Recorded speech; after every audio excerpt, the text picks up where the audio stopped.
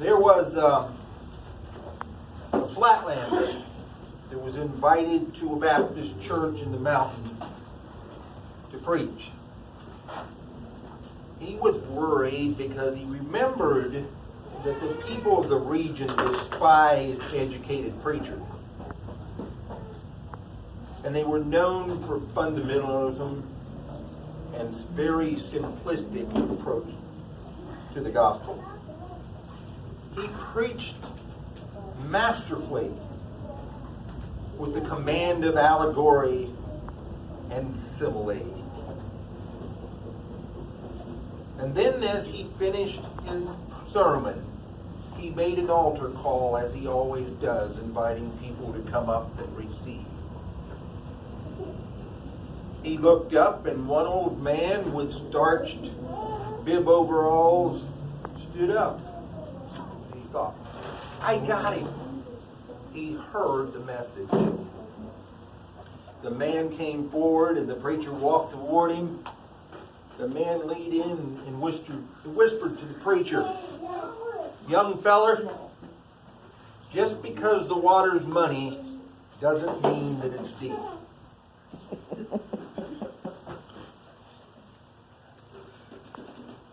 Jesus must have felt that way. Ezekiel must have felt that way. You know you're going to have a problem when God calls you and he says, go do this. Go tell these people they're screwing up. I want you to tell them they have fallen short of my command. And I'm going to tell you something. When you go, they're not going to hear you. But you must go. Well, Ezekiel, as we know, did accept God's call and did go. And they did exactly what God said they would do. They're stubborn. They basically ignored him. And they continued to do the things that turned them away from God in the first place. Okay, in the second reading we have a preacher. He says he's going out and preaching as Jesus commanded him to do. And he has this thorn in his side that keeps him down, so to speak. But Paul tells us this, he doesn't tell us what it is. He never tells us if it's a physical thing, a financial thing, or people just aren't listening, or whatever the case might be. But something is bugging Paul. Well, that one's a little easier to understand for me. Well, I get the part about people not listening too, but Paul suffered greatly during his ministry. He was tortured, he was put to death, he was put in prison, he was this, he was that. But he continued ministering because God gave him grace. My grace is sufficient for you, God tells us. So when the preachers get up Sunday after Sunday after Sunday all over the world, and they get up with the same group of people, those people get rather familiar with them. So half the time they turn the preacher out before he even gets started. They kind of block him out. We're here because we have to be here, and we're going to listen to this anyway. Now, what I find fascinating is that I've met people who got involved in different organizations, groups, and all kinds of things from financial to health and physical and all this stuff. And they get all fired up about it. And they come and tell you about it, and you go, yeah, whatever. Because you know this person. And you know, they get excited every other week about something. But you will pay a fee to go and hear a stranger telling you the same thing and become all fired up about it. Well, that's kind of what's going on here. Jesus is going back to his hometown. These people think they know him. Is this not the carpenter? Is this not Mary's son? Is this not, are these not his brothers and sisters? Now there's a whole sermon on that other part. But the truth of the matter is, they grew up with him. They saw him as he grew up, and they knew all the stuff that he did or didn't do. He was alleged to have committed, or not committed, to have done miracles even as a child. They knew all these things, but they knew Jesus as a human. They had no concept of him as God. No divine concept at all. So when he comes back and he starts giving his sermons, if you will, they reject him. His own family thinks he's crazy and they want to get him out of there before the people kill him. They think he's crazy. But if the other man came into town, someone they didn't know, and preached the same message, it would have a better reception. Why is that? There's an old phrase, familiarity breeds contempt. So perhaps when we get too knowledgeable about each other, we tend to blow things off that people tell us. We tend not to listen because we've heard it all before, or, okay, yeah, fine. We are half into receiving it. What it tells us, so what was happening was Jesus couldn't perform miracles there because they didn't believe. They thought he was who they had created him to be, which was Mary's son, the carpenter, son of Joseph, brothers and sisters. They had no concept of who he really was because they had created in their own box. I think we do that with God.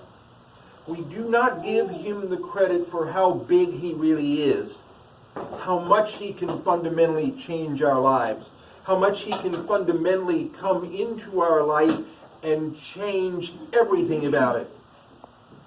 I've talked about fundamentalist Christians who come out of baptismal fonts and they are full of the Holy Spirit, and people go, but I just saw you 10 minutes ago and I know you're the same one that tore the papers in my house last year.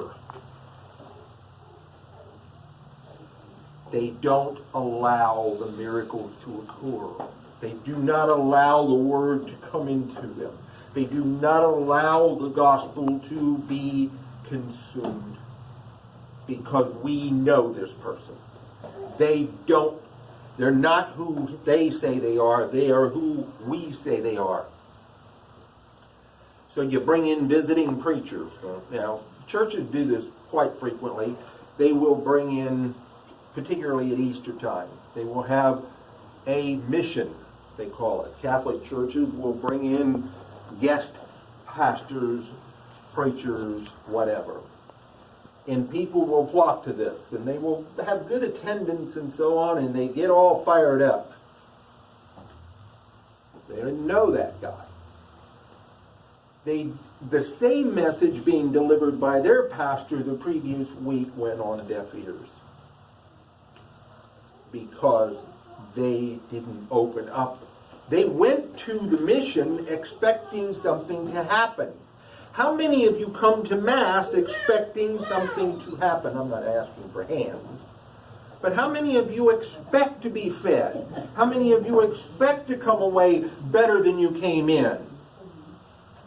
I said I didn't ask for hands, but thank you. I hope so. I told people one of the worst things about being a priest is I don't get to go to Mass.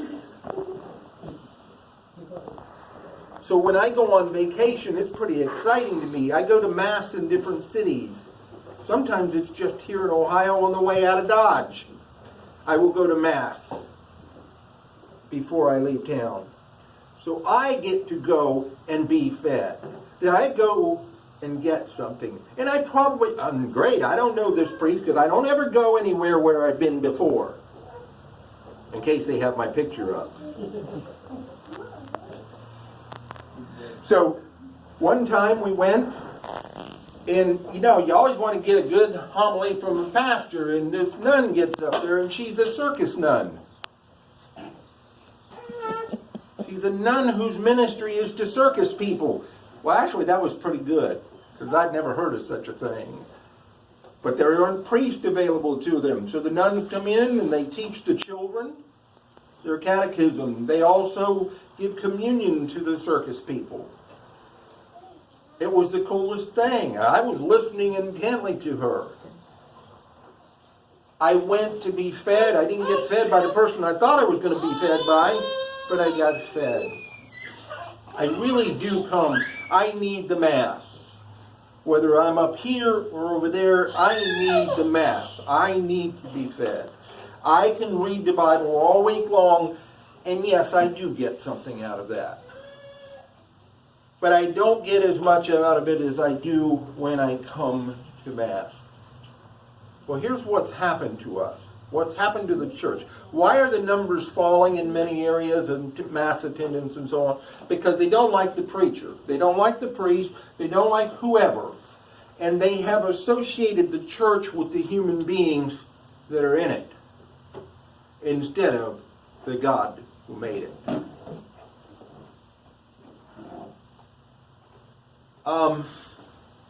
I did the same thing. I walked away from the church because of people who did things to me, to our ministries, and so on. That was a mistake. Because I missed out for a period of time being fed. I was angry. I was amazed that all 20 years that I put into teaching in the Catholic Church was being trashed because somebody didn't agree with me. And in time, God found a way to bring me back. But it wasn't until, this is the point, it wasn't until I sought it. Until I didn't know I was seeking it, by the way, but I sought it. And the amazing thing about the internet led me to where we are. Because I was looking for some answer to the fact that I knew that I was not where I was supposed to be. So a stranger talks to me on the telephone, and he tells me these things. Not my wife, not somebody I know that says, hey, by the way, come to church with me over here, because I would have rejected that instantaneously. So, that brings me to you. You. The first people you have to talk to are people who are going to say, I know you. I know you're falling asleep during Mass, so don't tell me about coming to church with you. I know you. You've done this and this and this, so don't ask me to come with you because obviously you don't know what you're talking about. That's the hardest audience you will ever have. The ones that you will have an easy time with in spreading the gospel will be the ones that don't know who you are. Not because you're bad people, but because they think they know who you are. There is a room full of holy men and women here. No doubt in my mind. The people who know you, your sisters, your brothers, your cousins, your uncles, your employer, think they know you. They don't know what I know. But if you start to talk to them about God, about Jesus, about faith, about love, they will shut you down because they have a notion of who you are. Let them do it. Now here's why you have to. You have to do this. Because if you do not do this, then you will be the one on the carpet with God. If you see sin occurring and you do not address it, you will be the one that is called on the carpet because you ignored it. If you have an opportunity to bring Christ to someone and you don't do it, you will be the one because you have been called, because you have been baptized, because you have been confirmed, because you are God's ministers on this earth. Everybody, there are stations, of course, but your mission is no different than mine. You can baptize. You can bring people into the church, whether it be into the spiritual church as a whole. And when they start to tell you bad things about the Catholic Church, say, wait a minute, those are people. That is not what it is. That is not why we come.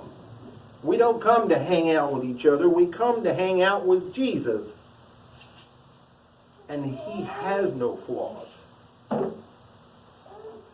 So Jesus goes to his hometown and they just shut him down. This is the King of the universe, and they shut him down, and they tie his hands.